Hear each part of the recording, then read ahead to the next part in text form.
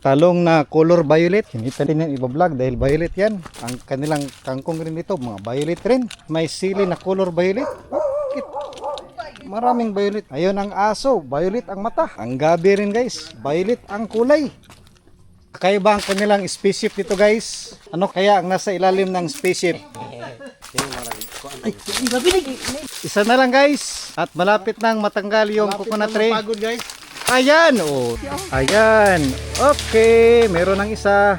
Si Lixter, ang hirap ng kanyang ginagawa. Tumitingin lang. Ayan guys, Lixter on the move. Ay, ulan ni. Hi guys, kagagaling lang natin doon sa Black Pioneering. Nag-shortcut tayo, dumaan tayo doon sa Inakayan via Imelda Mangloy Binasbas.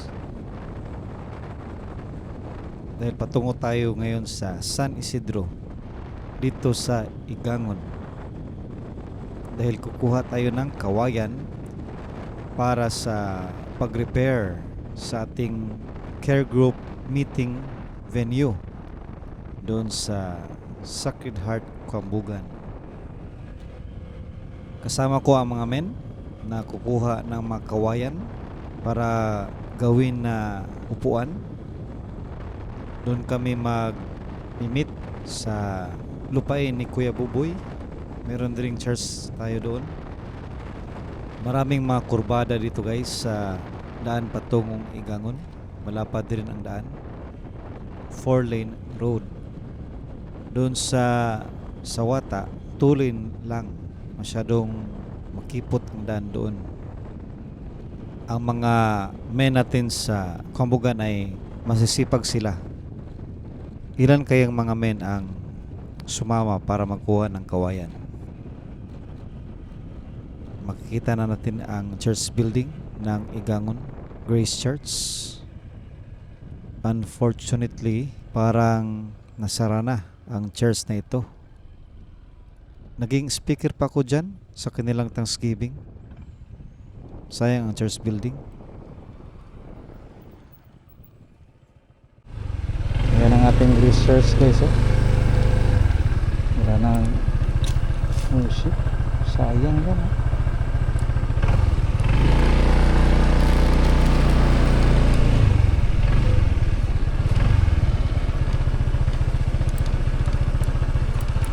Oops.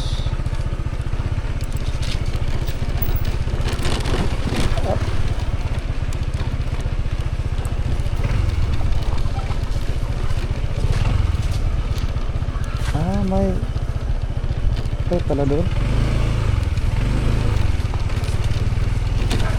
Yan pala, nagibig.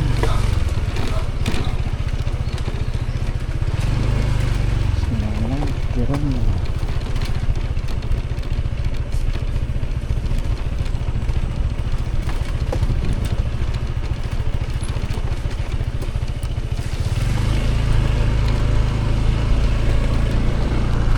Ang kanilang niyog dito.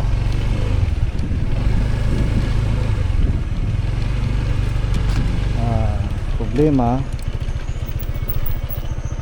wala pa sila. Dito lang tayo. Antayin muna natin.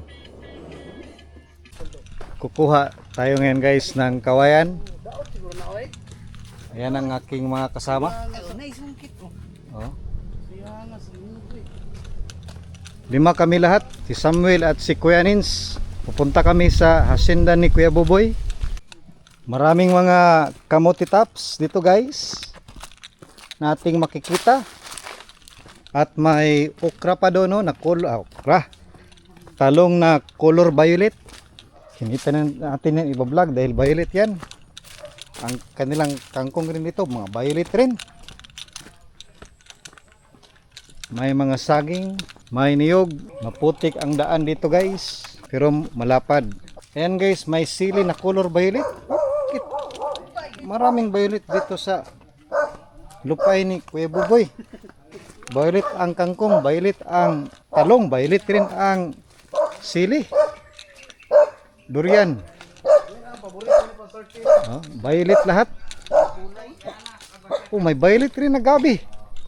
Yan, ang bunga nga ng aso guys, violet. Ayun ang aso, violet ang mata. Oh, ang gabi rin guys. Violet ang kulay. Ayan guys, may invisible water filling station pala dito. Palunga kun kay. Sayang kay usik. Invisible water filling station. Ano kaya ang nasa looban nito? Baka may king cobra. Maghanap kami ng bamboo grass. Dahil ang bamboo ay hindi tree, bamboo grass. May tinya pa. Ano pa ang ating makikita dito guys? May ilog din sa ibaba. Meron ring mataas na tubo ng tubig. May tubo ng tubig oh. Kakaiba ang kanilang spaceship dito guys. Ito pala ang nakaraang bus. Spaceship. Kuan. Ano kaya ang nasa ilalim ng spaceship? Di ba? Yan ang spaceship dito sa Igango, no? Spaceship. Yan guys. Ay, mabinig. Uy! Maraming mga bees, oh.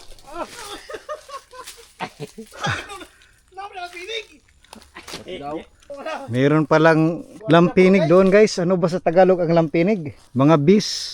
Napakan ka? Maliliit na mga bees. Sayang ang mga bayabas ito guys oh. Guys, inom muna kami ng buko. Wala nga kaniyo. Kaniyo. Fresh buko from coconut tree. Oh, Imo ano kuan. hak-hak pala hakak. Akala ko puputulin na. Hakakan kay. Guys, wag tularan, parang mga professional lang po ang gumagawa nito. Expert po ang umakyat ng coconut tree. Ganyan talaga ang pagkuha. Kailangan lang natin tutuyukin. Tutuyukin yung coconut. Oh, ayan oh. Expert. Expert yan. Ito guys, oh. Walang Oh. hawak guys. Wow, wow. Wow. Malapit na. Isa na lang guys. At malapit nang matanggal yung coconut tree. Pagod guys. Ayan. Oh. Okay. Wow. 5 tayo. 5 lahat. Kaya rin lahat guys. Okay guys, 5 kaming inom nito. Salamat Kuya Nins. Ayan guys, ang sarap ng aming experience ito. Uminom kami ng buko. Kasama ko Samuel, si Kuya Nins, si Lexter, at yung classmate nandoon no. Ang tamis ng buko. Anong masabi mo Lex? 100% 100% soft drinks. fresh na buko juice. Baka pagkatapos kumuha ng kawayan, inom tayo again. Ayan guys, meron pa palang malaking swimming pool dito guys. Free to swim, walang bayad. Oh, maganda dito mag-swimming guys. Yups. Oh, di ba? Swimming pool. Ayan ang bamboo. Meron ring mga palkata dito. Matataas sa mga palkata. Meron pa pala doon, oh. Maraming kawayan doon sa unahan. Dito, may kulay yellow na, golden bamboo. Ayan guys, natumba na ang isa. Op, op, op. Meron pa yung lampinig doon, oh. Partida sa million. Di ba? Ayan. Okay, meron ng isa. Meron ng pangalawa doon sa kabila. Buti at wala yung lampinig guys. Oh, mataas guys. Kailangan putulin para hindi mahirapan. Nasangit ka no? Maraming mga lamok dito guys. Pangatlong kawayan na puputulin. Ayan si Samuel guys, kumukuha na ng pangalawang kawayan. Si Lexter, ang hirap ng kanyang ginagawa. Tumitingin lang. Mahirap pala maging engineer. Ayan guys, Lexter on the move. Ay, ulan ni. Lexter on the move, oh. Napakalakas ko kasi nakainom ako ng kuwan. Oh. Lexter on the move yan. On the move. Okay. Oh, don't try this at home. Tapos, Pao, ang professional lang po ang gumagawa niyan. bala sa nanonood. Itong apat na to ay mga professional ito na kumukuha ng mga bamboo. Mamaya guys, sila ay magsiswimming dyan sa swimming pool. Hop, Oh, ayun. sa naman to. Malapit na ang pangatlo na matutumba. Ito po ang magigiting natin ng mga bamboo cutters. Malalakas ito sila guys. Oh, tingnan nyo. 100 kilos yan. Oh, di ba? Ayan guys, sa milyan, professional yan na kumukuha ng lubi. Ang bunga ba? Oh, di ba? Ang bunga ba mo ba? Wow kasi, kulangan ng isang butong. Kailangan dalawa. Ayan, 5 lahat oh. 5 kasi kami. Ayun guys. Ayan. Ang sarap ng aming butong dito guys. Dessert. Kumain Gets kami by ng dessert. Samuel. Anong masabi mo Lex? What is your final words? Salamat dahil sa farm ni Samuel. Gipatilaw mi niya og butong. Ay, lubi pala. Busog na busog kami. Kami ay kakarga na ng kawayan. Yan guys, puputol na kami ng kawayan. Finance. Salong hangak. Hangak guys. Hangak guys. Ayan ang iltre guys. Nalubong guys. Yan ang mga magiting natin ng mga men. Nagpuputol ng bamboo. Yan guys, nakausad ang iltre. Salamat sa ating magiting ng mga men. Yan guys, oh, ang laki ng abs ni Lexter. May apak po. Dito na natin tatapusin ang ating vlog guys sa tulay na ito. Salamat sa panonood at God bless.